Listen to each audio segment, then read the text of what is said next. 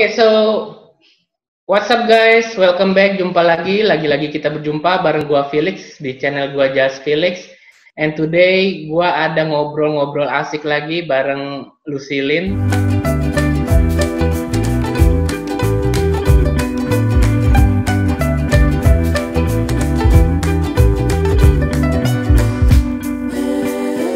Episode 2 ya berarti kita ya. Episode 2 ya, lanjutan. Okay, jadi, apa kabar nih? Baik, apa kabar? Baik, di sini juga baik. Di situ masih corona masih gimana? Masih kerja di rumah nih? Masih kerja di rumah. Cuma kebetulan county gua udah nggak udah mendingan coronanya kan. Cuma kan county gua emang strict banget gitu aturannya. Jadi baru buka tahap pertama. Berarti, tapi kantoran tetap di rumah ya? Ada ini nggak info-info udah mulai ngantor itu kapan? Belum. Kantor gua belum dikasih tahu sih kapan mulai ngantor. Oh. Bahkan ada yang bilang sampai akhir tahun ya, karena kantoran bisa lebih fleksibel malah di rumah kali ya.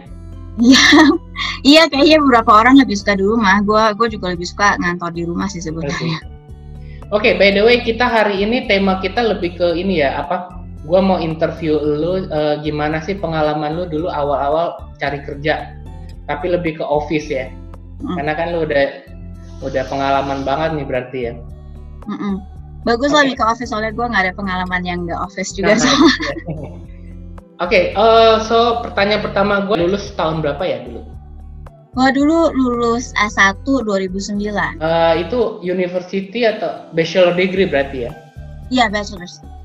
Nah, terus lamar kerja dulu awal-awal pas sebelum lulus atau sesudah lulus? Oh ya, nah jadi kalau di Amerika biasanya mahasiswa lamar kerja untuk full time itu biasanya udah tahun keempat ya. Jadi pas S1 tahun keempat, terus habis itu jadi pas kayak udah lulus S1 kita udah tahu biasanya mau kerja di mana gitu. Nah itu tahun keempat itu berapa tahun sebelum lulus berarti? 1 tahun atau setengah tahun ya? Ya itu pas tahun terakhir. Tahun terakhir, oke. Tahun terakhir sebelum jadi kayak akhir tahun keempat lulus kan. Jadi ya pas tahun terakhir gitu. Cuma kalau gue dulu gue ikut program gue rada beda dari biasanya, karena di universitas gue itu ada 5-year program untuk program accountingnya. Jadi 5-year program itu kita bachelor 4 tahun, master degree 1 tahun gitu. Jadi dari bachelor langsung ke master degree. Jadi gue mulai apply untuk full time job itu pas tahun kelima. Jadi pas sebenarnya tetap tahun terakhir, tapi tahun terakhir untuk dapat S2 gitu. Oh, karena kamu lanjutin ke master degree dong ya? Iya, karena aku tahun kelimanya kan udah master degree kan. Jadi tahun keempat tahun bachelor, tahun keempat itu gue udah ngambil kelas master degree, tahun kelima selesai master degree, pas tahun ini yang gue udah daftar. Master degree-nya cuma 1 tahun ya? Iya, master degree cuma 1 tahun. Sebenarnya kalau biasanya master degree 2 tahun kan? 2 tahun kan, iya makanya. Oh. Sebenarnya technically reality 2 tahun, tapi kayak gini loh. Jadi 4 tahun S1. Nah tahun keempat ini kayak kombinasi S1 sama S2 gitu loh. Kecepatan ya, jadi shift-nya banyak kali maksudnya ya, kelasnya banyak. Jadi kelasnya banyak yang tahun keempat gitu. Jadi tahun enak juga ya, mendingan sekalian begitu, 5 tahun udah S2 ya. Iya benar, cuma nggak semua sekolah ada kayak gitu, cuma sekolah gua yang ada. Kalau boleh tahu university mana dulu kamu? University of Illinois, Urbana-Champaign. Illinois ya, oke. Ya cuma University of Illinois ada 3 kan, jadi yang Urbana-Champaign. Berarti pas sebelum lulus sebenarnya pihak university ada pasti ngebantuin untuk cari kerja ya berarti ya? Iya benar, jadi di universitas gue ada career center gitu, jadi di kampusnya, jadi khusus gitu, jadi orang perusahaan biasanya datang ke kampus untuk recruiting. Terus juga di kampusnya tuh career centernya tuh ada job boardnya juga gitu, job websitenya gitu. Jadi kita apply daftarnya di websitenya career center gitu. Kalau boleh tahu kan kalau lamar tetap harus ada yang namanya resume kan, resume ya. Pronounce-nya? Resume ya. Itu beda dengan Indonesia ya kan, benar nggak? Apa kamu kurang tahu resume khas Indonesia? aku tuh nggak tahu resume di Indonesia emang seperti apa. Oh nggak tahu. Di Indonesia namanya yang CV. CV tahu kan CV ya? Gue sering dengar, Ya, curriculum vitae. Nah, tapi kalau di Amrik kalau nggak salah resumenya itu maksimum itu 1 lembar atau 2 lembar ya? Iya, biasanya sih idealnya 1 lembar. Cuma tetap ada aja orang-orang yang 2 lembar. Oh, maksimum banget ya, karena di CV di Indo itu bisa berlembar-lembar, kasih foto dan bla bla blanya. Katanya ya di sini kalau kita ada cantumin foto dan lain-lain langsung dibuang ya, bener nggak? Gue nggak langsung dibuang sih, mungkin enggak kali ya, cuma enggak membantu aja gitu, karena di sini orang mempekerjakan mereka nggak boleh lihat muka gitu kan, jadi nggak boleh ngelihat ras atau apa gitu. Ya, jadi intinya biar menghindar diskriminasi kali ya. Iya, benar. Kamu dulu ada video nggak? Mungkin udah pernah bikin YouTube mengenai cara bikin resume? Belum ada. Oh, nanti boleh ide tuh kita bikin. Aku sih kayaknya mau bikin. Aku ada PDF-nya sih. Oke, iya boleh. Kamu aja yang bikin, nanti aku refer orang ke kamu. Boleh. Oh, berarti benar ya, karena pas gue datang ke sini, widih, resumenya itu resume Amrik itu beda jauh sama Indo. Iya, ternyata benar ya, Indo pakai foto segala. Pakai foto, terus ceritanya detail, bisa sampai 5 lembar, 6 lembar. Ribet sih. Wow. Iya, kalau orang di sini biasanya kayak konsepnya itu orang kan sibuk gitu ya, jadi mereka cuma mau baca 1 lembar aja gitu. Dan kata-katanya itu harus sudah kompleks banget ya, langsung to the point ya.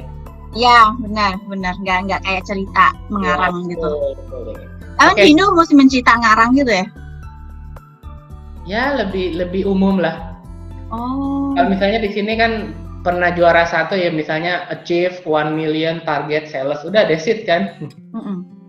Nah di Indo ya mungkin tahun segini gue pernah ikut program ini juara 1 gitu misalnya, mungkin lebih detail sih. Oh gitu, iya kalau di sini lebih dipentingkan mesti concise gitu ya, jadi concise, jadi poin-poinnya semua masuk tapi cuma dalam 1 kalimat. Pendek gitu ya. Mau pendek mau panjang, pokoknya 1 kalimat masuk gitu, 1 line. Oke, terus lanjut, berarti sekarang kerja itu udah di kantor keberapa nih? Perusahaan keberapa ini? 7.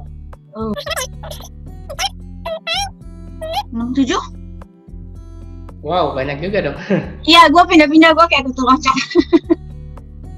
Nah, tapi kalau untuk awal-awal gimana? Kalau misalnya tahapan rata-rata deh dari 7 perusahaan itu, tahapan interview di office kamu itu kayak gimana sih? Oke, jadi setiap kali gue nyari kerja itu sama tahapnya. Jadi pertama daftar. Jadi pertama lihat lowongan kan. Biasanya gue pakai LinkedIn.com. LinkedIn. LinkedIn.com itu paling terpercaya. Ada lagi sih 2 website lainnya. Indeed, namanya. Ntar gue kirimin ke lu deh. Ntar lu bisa tulis Indeed.com, ada Glassdoor. Indeed.com sama Glassdoor bukan? Ya benar, Glassdoor.com. Ya, terus jadi pertama gue apply di sana. Terus habis itu kan nunggu tuh, karena kan diseleksi dulu kan. Jadi apply itu kan maksudnya cuma masukin resume gitu. Kadang-kadang ada masukin cover letter, cuma sekarang mungkin kayaknya udah nggak perlu lagi. Jadi itu kan diseleksi, nanti kalau misalnya diambil, nanti kita bisa dapat telepon. Biasanya telepon pertama kali, nah ini tergantung perusahaannya besar atau perusahaan startup. Kalau di perusahaan besar itu, perusahaan besar tuh maksudnya perusahaan yang udah public gitu ya, udah jual saham ke umum gitu ya. Kalau di perusahaan besar biasa telepon pertama itu dari HR, dari orang HR di perusahaan itu gitu. Terus biasanya itu kayak di screening dulu sama orang HR, ditanya yang basic lah gitu, kayak kasih tahu pengalaman kerja kamu selama ini, kerja di mana aja gitu, summary aja gitu kan. Terus habis itu bisa skill ini nggak gitu, pokoknya basic screening. Terus kalau nanti HR-nya kasih jawabannya ke recruiting manager-nya, ke hiring manager, jadi kayak orang yang bakal jadi atasan lu kalau lu dapat kerjaan ini gitu. Berarti itu tahap 2 dong? Iya, itu tahap kedua. Nah, terus nanti hiring manager itu dia lihat lagi, kalau dia suka, dia akan jadwalin interview lagi gitu sama kita gitu. Terus, nah jadi itu interview tahap kedua. Interview tahap kedua sama manager itu masih by phone atau langsung location? Biasanya sekarang by phone dulu. Oh, by phone, oke. Nanti kalau by phone terus lulus, misalnya hiring manajernya tuh udah suka sama kita, baru diundang ke onsite, ke office-nya gitu untuk interview lagi. Nah, biasa interview yang ketiga ini biasa udah final ya. Interview ketiga ini ketemu sama hiring manajernya langsung, ketemu sama orang HR-nya langsung, terus biasanya juga ketemu sama beberapa orang lagi di tim. Jadi misalnya kalau atasan kita ada atasannya lagi, itu bisa ketemu sama atasan kita gitu. Dalam satu meja, dalam satu ruangan? Iya, dalam satu ruangan tapi beda-beda. Jadi kayak 1 jam gitu misalnya. Oh, maksudnya tetap satu-satu, nggak dalam. Oke. Biasanya ya, biasa tetap satu. Aku pernah yang 1 lawan 2 gitu. Jadi ada 2 yang interview, aku sendiri gitu pernah. Cuma untuk itu sih aku jarang. Itu kalau, nah itu sudah langsung ketemu timnya. Biasa ketemu kalau misalnya kita ada 1 orang yang satu level sama kita, itu kita diketemuin juga. Atau misalnya manajer lain yang sering kerja sama manajer yang sama hiring manager, itu juga kadang interview kita. Karena kan orang di departemen lain nanti kan kalau mesti kerja sama kita juga, mereka juga mau tahu dong kita kayak seperti apa gitu kan. Kalau bagian accounting ada ini nggak? Ada seperti tes tertulisnya dulu gitu? Tergantung sih, kadang ada, kadang enggak. Aku pernah interview di perusahaan yang kayak ngetes technical skill-nya accounting-nya kita. Tapi biasanya gampang banget sih, basic gitu. Oh ya, namanya technical skill ya. Karena yang dulu pas gue interview kan ada di satu YouTube sebagai software engineer, dia rata-rata dites sih. Ya mungkin karena ini kan coding kan harus paham kan. Benar. Kalau software engineer biasa tes interviewnya biasa lebih susah kayaknya. Iya benar sih. Rata-rata 3 tahap ya berarti ya. Berarti by recruiter dulu, by manager, baru by rame-rame on-site tapi ya. Iya, dan itu ada 3 tahap, dan itu kalau perusahaan besar gitu ya, perusahaan yang udah umum ya. Kalau perusahaan umum tuh kadang-kadang tahap yang ketiga itu bisa 4 jam penuh, 5 jam, jadi seharian basically interviewnya in office. Tapi kalau kerjaan di perusahaan yang startup ada beda. Kadang-kadang perusahaan startup kan karena masih kecil biasanya nggak ada departemen HR kan. Jadi biasanya tuh tahap pertama tuh langsung hiring manager yang telepon kita, screening kita. Jadi biasanya cuma 2 tahap gitu. Oh, karena masih startup ya, masih kecil ya. Benar. Oke. Biasa kalau kerja di office gitu ada kontrak nggak sih? Misalnya kamu tanda tangan kontraknya itu kayak gimana? Ya, biasa ada kontrak. Nah, ini juga ada dua tipe karyawan ya. Kalau kita kerja di office sebagai karyawan tetap, itu ada kontrak, tapi kontraknya itu nggak ada tanggal akhir gitu. Kontraknya itu biasanya ditulis ini employment-nya itu at will. Jadi at will itu artinya kita kalau mau berhenti, kita bisa langsung berhenti. Mereka kalau mau pecat kita, mereka bisa langsung pecat kita tanpa alasan gitu. Oh, bener ada ya yang pecat langsung tanpa alasan loh? Ada. Karena teman juga pernah ngomong ya itu, banyak yang dipecat tanpa alasan. Jadi kalau lu mau keluar kapan aja lu juga boleh gitu ya berarti ya. Perusahaan pun bisa pecat lu tanpa alasan. Dan perusahaan bisa pecat lu kayak hari itu juga lu keluar gitu, dikeluarin gitu. Wow. Tapi lu kalau mau berhenti, lu juga bisa gitu bilang, oke, hari ini gue mau berhenti, hari ini gue keluar. Itu bisa juga secara hukumnya gitu ya. Tapi secara moral ya nggak bagus gitu. Secara profesionalnya nggak bagus ya. Iya. Tapi terus kalau itu karyawan permanen ya, karyawan tetap. Tapi ada juga karyawan kontrakan. Kalau karyawan kontrakan itu ada kontrak juga, tapi kontraknya ditulis gitu akhir employment-nya tanggal berapa gitu. Kayak misalnya kontraknya cuma 3 bulan, itu ntar ditulis kontraknya dari tanggal segini sampai tanggal segini. Gitu. Kontrak itu bukan berarti yang apa sih? Biasa kalau yang masa probation ya namanya, beda ya itu? Beda. Kalau probation aku rasa semua karyawan ada masa probation sih, kayak 3 bulan pertama gitu. 3 bulan, bener ya? Biasa tergantung perusahaannya. Biasanya 3 bulan pertama definitely. Kadang-kadang ada perusahaan yang bilang ya 3 sampai 6 bulan gitu. Karena kadang-kadang kan mesti belajarinnya dulu gitu kan. Berarti pas masa probation ada kemungkinan bisa nggak diterima juga dong? Sebenarnya pas masa probation itu sebenarnya udah diterima, kita udah jadi karyawan gitu. Cuma biasanya masa probation cuma artinya dalam 3 bulan pertama dilihat gitu, kita skillnya benar nggak nih sama yang di resume kita, benar nggak sama yang kita omongin waktu interview gitu, terus cocok nggak nih sama budaya di perusahaannya gitu. Jadi dilihat gitunya aja gitu. Jadi biasanya kalau misalnya ada orang yang dipecat karena performance-nya kurang bagus dan orang itu baru, dia dalam 3 bulan pertama. Iya, berarti ada kemungkinan masih bisa nggak diterima dong dalam 3 bulan itu?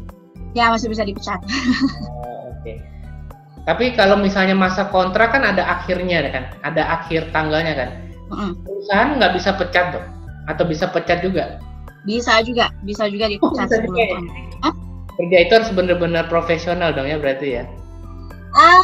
Tergantung juga sih, kayak misalnya waktu COVID yang waktu kita baru mulai disuruh kerja dari rumah, itu ada teman kantor aku yang dipecat dan dia pegawai kontrakan, dia baru berapa ya? Dia baru 2 bulan kayaknya di perusahaan.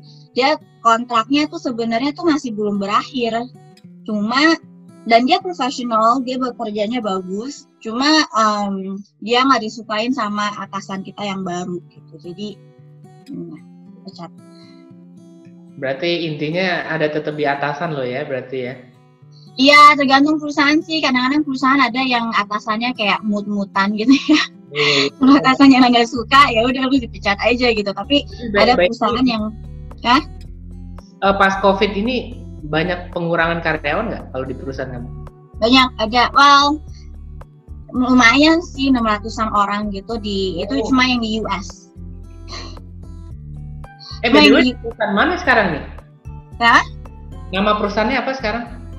Ignite Inc. Bukan auditor gitu ya, bukan ya? Bukan, ini perusahaan software, jadi bikin software gitu. Oh, bikin software, terus jadi akuntannya di situ. Iya, benar. Dulu aku pernah audit, cuma udah nggak lagi. Kenapa? Capek ya katanya? Dulu aku audit di perusahaan di Abbott. Kamu tahu Abbott nggak yang bikin testing kitnya COVID belakangan ini? Itu dulu aku kerja di perusahaan itu. Itu perusahaan besar kan. Cuma tadi aku kerja di perusahaan itu sebagai finance 2 tahun pertama, financial analyst gitu ya. Tapi setahun terakhir aku pindah ke internal auditnya mereka. Jadi mereka ada departemen audit sendiri gitu kan. Cuma itu capek sih sebenarnya karena pertama karena perusahaan itu multinasional, jadi kita dikirim ke berbagai macam negara luar gitu ya. Dan itu kayak setiap 3 minggu kita mesti keluar ke negara lain selama 4 minggu. Jadi kayak 4 minggu di luar negeri, 3 minggu balik di Chicago, 4 minggu lagi keluar lagi di luar lagi, 3 minggu lagi di Chicago gitu. Jadi terus gitu 1 tahun penuh gitu. Jadi ya capek juga traveling gitu kan. Terus juga kedua, kalau audit menurut aku sih auditor itu nggak terlalu disukain sama orang.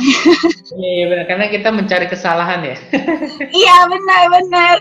Tapi anehnya gini, nggak disukain sama orang, tapi juga ada power gitu. Jadi kalau misalnya kita sebagai auditor bilang ini gini, orang biasa kayak oke, ya udah dibenerin, tapi kayak mereka kayak menggerutu gitu.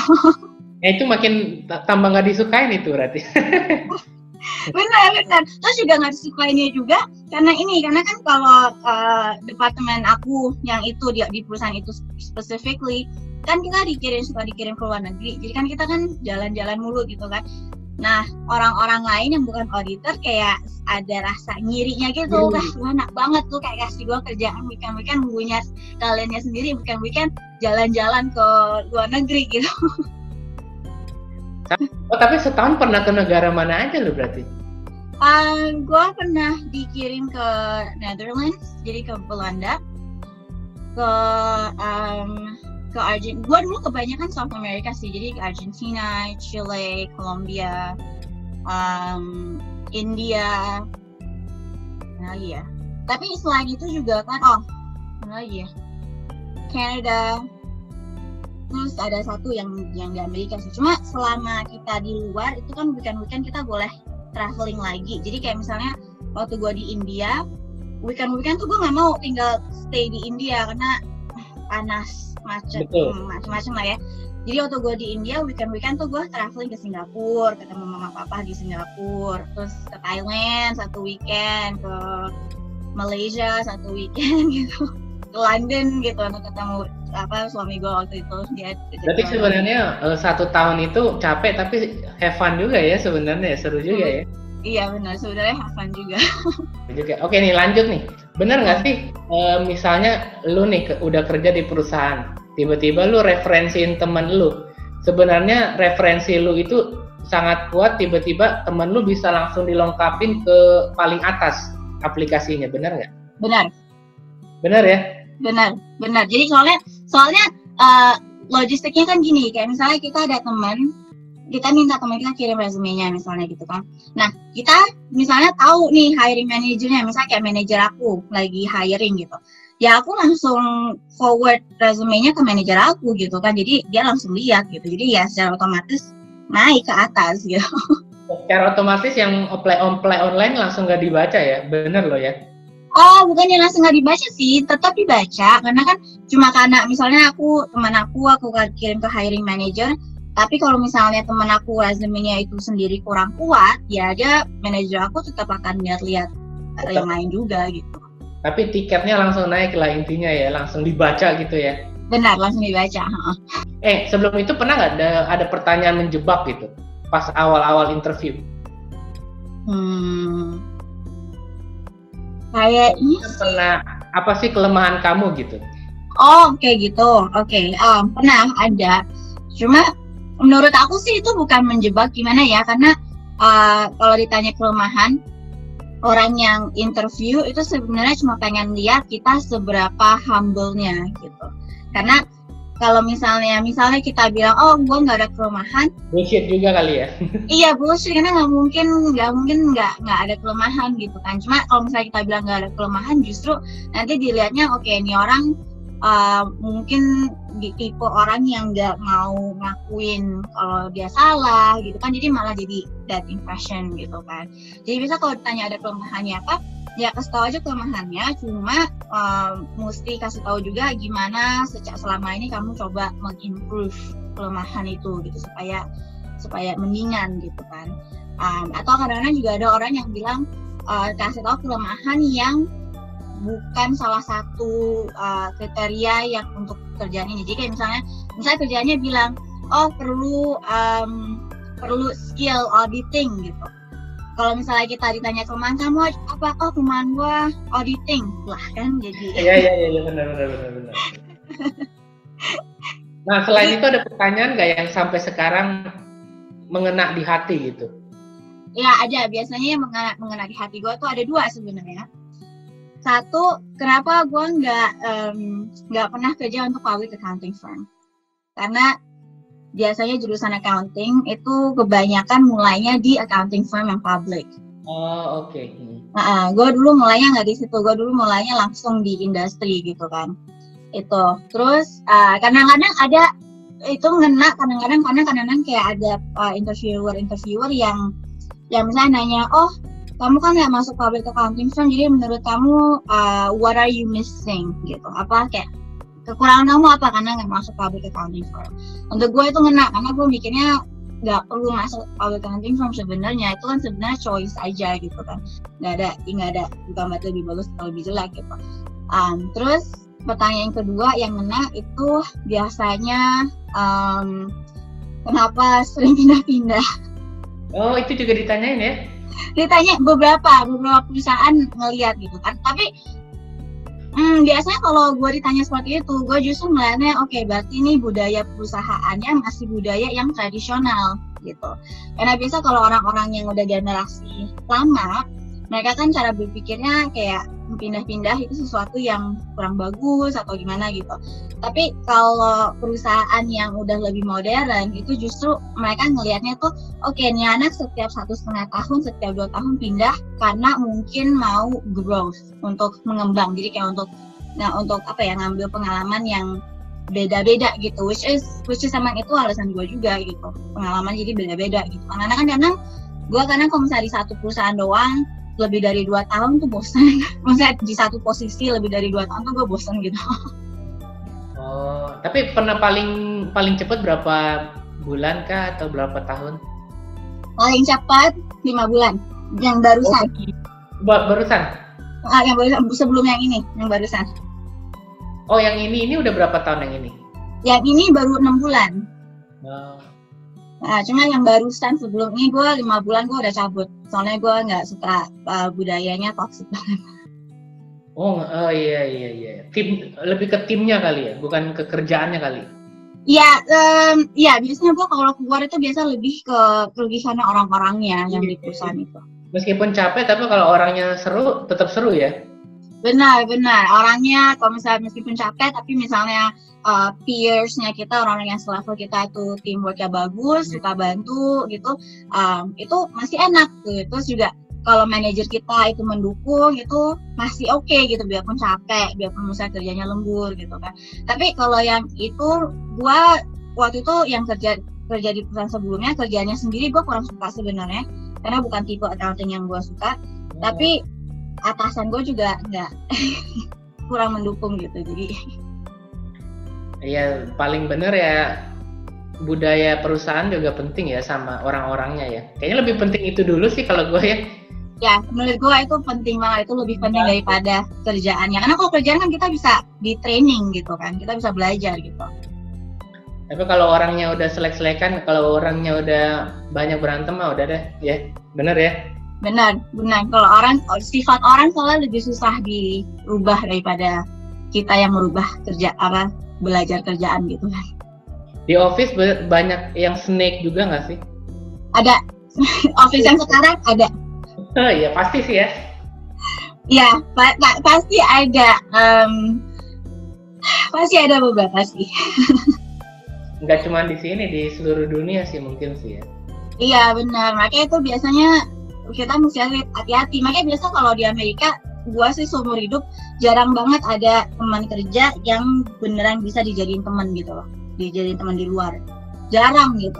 Ada paling 1 gitu, tapi jarang banget ya. Oke, lanjut nih, pertanyaan terakhir. Sebenarnya pertanyaan paling penting. Pasti kan tahapan terakhir adalah nego salary kan? Ya. Nah, nego salary ada tips-tipsnya nggak sih biar misalnya kita nggak terlalu rendah ataupun nggak terlalu tinggi? Ada pengalamannya nggak? Oke. Jadi kalau nego salary sebenarnya I guess bisa dibilang tahap akhir, cuma itu kita nego salary kalau udah diterima ya. Kalau udah perusahaannya udah bilang oke, kita mau terima lu jadi pegawai ya. Karena sebelum itu justru jangan ngomongin salary dulu. Iya. Oh, berarti tipsnya jangan ngomong salary sebelum perusahaannya yang ngomong gitu kali ya? Benar banget. Kalau perusahaannya nanya kamu mau target salary-nya berapa, kamu kasih range. Jangan kasih 1 angka doang, kasih range. Biasa ditanya nggak di awal aplikasi? Pasti ada dong pertanyaan expected salary gitu ya? Ya, kadang ditanya karena perusahaannya juga nggak mau wasting time sama kamu kalau expected salary kamu di luar range-nya mereka kan.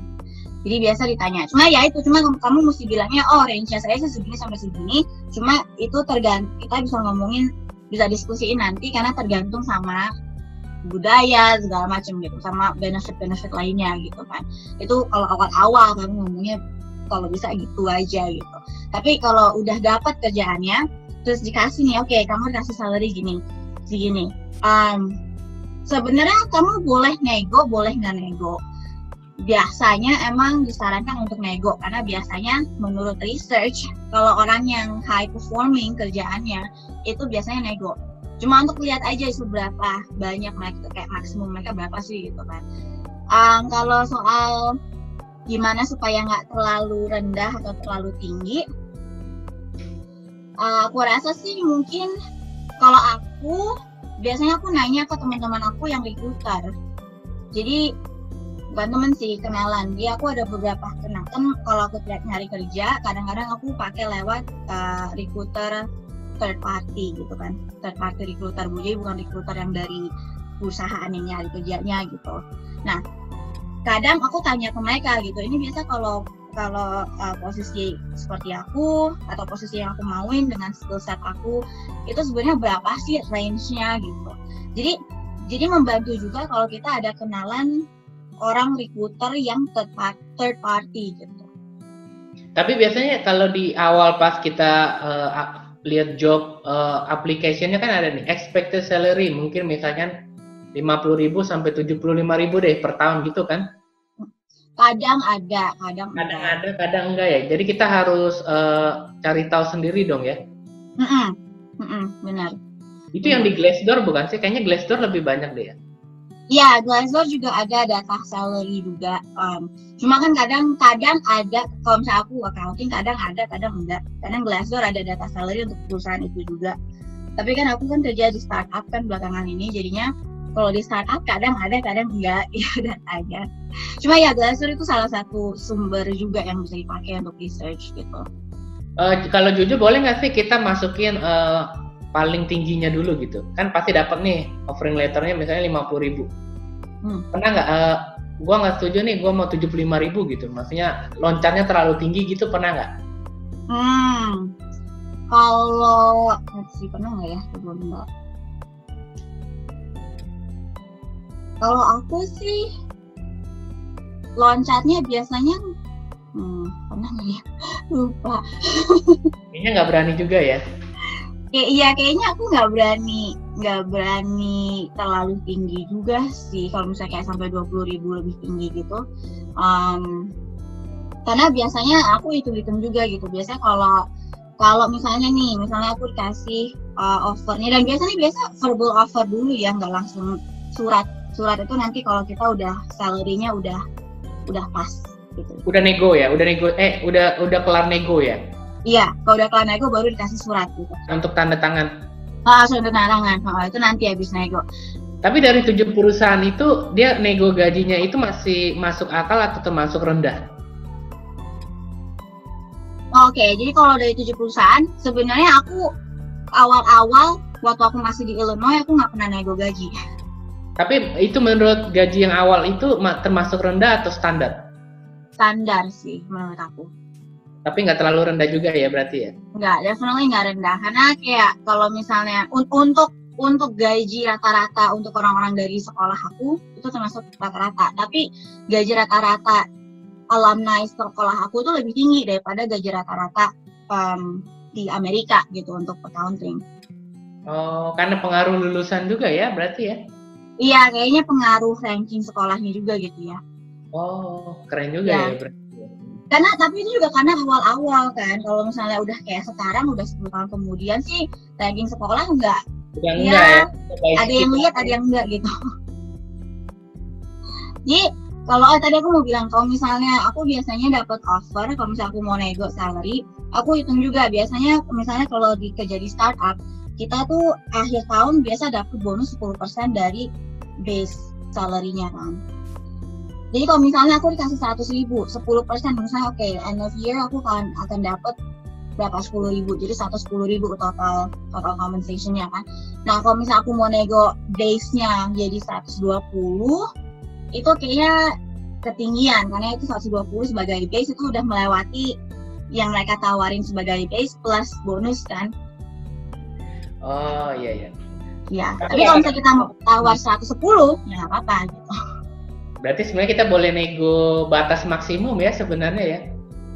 Boleh sih, boleh aja. Cuma ya hati-hati aja gitu karena beberapa perusahaan juga kalau mereka mikir itu udah di atas range-nya mereka justru malah nggak mau interview kamu lagi karena udah ketinggian gitu kan.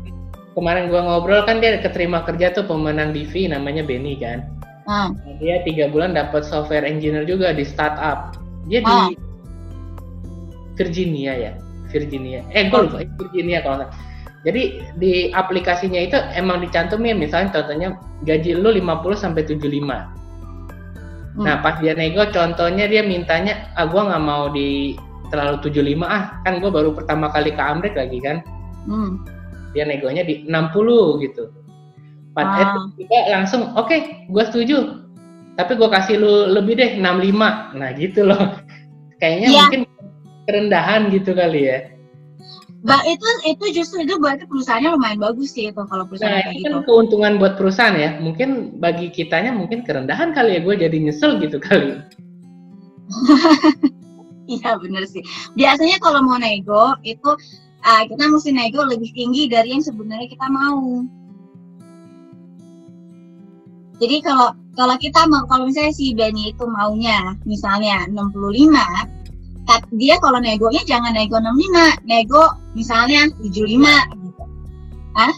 75 nanti dikurangin goceng kali, jadi 70 kali gitu kali ya. Siapa tahu, atau paling parah kan dikurangin ya 65, tapi kan 65 itu yang dia mau juga anyway gitu kan. Tapi negonya itu masih di batas range maksimumnya kali ya. Iya, itu nego itu makanya susahnya itu, kadang-kadang kita nggak tahu, kayak waktu pertama kali ditanya kita nggak tahu kan range perusahaannya itu berapa gitu kan. Kadang-kadang perusahaan ada yang range-nya rendah juga gitu, kayak kerendahan gitu. Jadi itu kita benar-benar mesti research sih, biasanya di kota itu berapa gitu untuk orang-orang yang sama experience-nya gitu. Tapi waktu itu dia kondisinya memang mau nggak mau dia harus dapat kerjaan karena dia baru pindah dari Indo. Dia dia benar-benar blank. Jadi gue mau dia aja apply sampai ke seluruh state loh. Pokoknya kerjaan yang di state manapun pertama kali yang terima gue bakal pindah ke sana. Keren juga sih ya. Ya sih kalau udah ya. Tapi 65 masih oke sih di Virginia. Oh lebih sih dia. Oke sih. Lebih. Oke. Iya itu masih oke gitu di Virginia. Masih oke ya di daerah situ sih ya. Iya. Kalau kita di sini di San Francisco Bay Area sebenarnya tuh gaji rata-rata kita tuh biasanya lebih tinggi daripada rata-rata seluruh Amerika loh. Jadi kalau di San Francisco Bay Area tuh terkenal orang-orangnya di gajinya tuh over. Karena kan biaya hidupnya parah banget. Karena biaya hidupnya juga over. Sebenarnya yang labor aja bisa nyampe 50.000. Yang kantoran mungkin cepet ke atas ya, 100 ke atas. Tergantung posisinya lah. Oh, iya. Iya.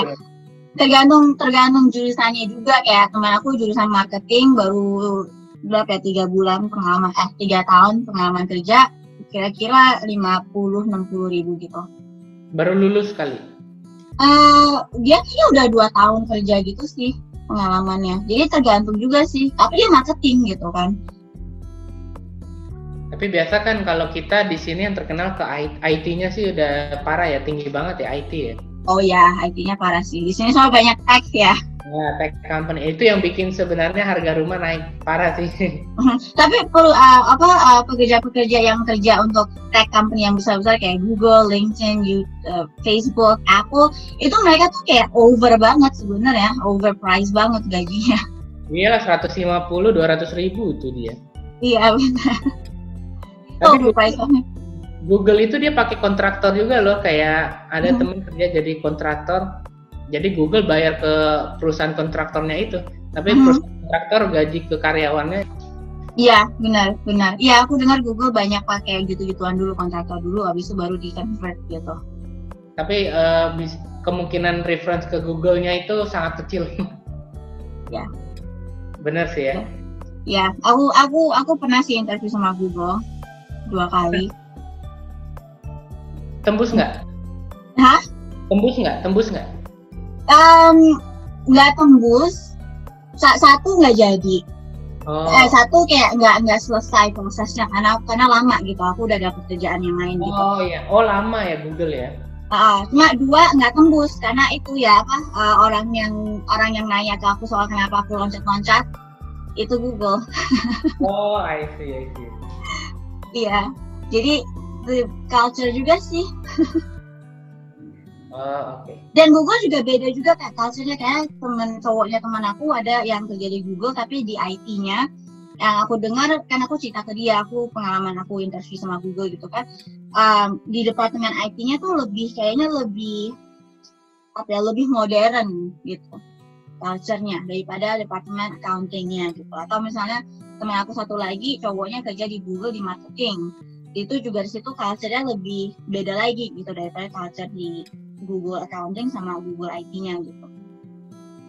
Oke deh. Paling itu dulu ya hari ini, lumayan nih. Berarti kan sampai nego gaji kita udah dapat banyak tips nih. Gue jadi ada gambaran. Ya, sebenarnya aku sendiri masih belajar cara nego gaji juga, karena aku tipe orang yang nggak enak gitu nego-nego gitu. Iya sih, benar sih. Cuma suami aku selalu dia yang bilang, kamu mesti nego, karena kan ini gaji kamu juga, untuk kamu juga gitu. Kayak suami aku selalu nego dia kalau tiap kali ganti kerja. Oh gitu. Nego keras juga dong? Lumayan, dia negonya ya lumayan keras. Tapi ada kemungkinan nggak sih karena gaji tiba-tiba lu malah nggak dapat kerja?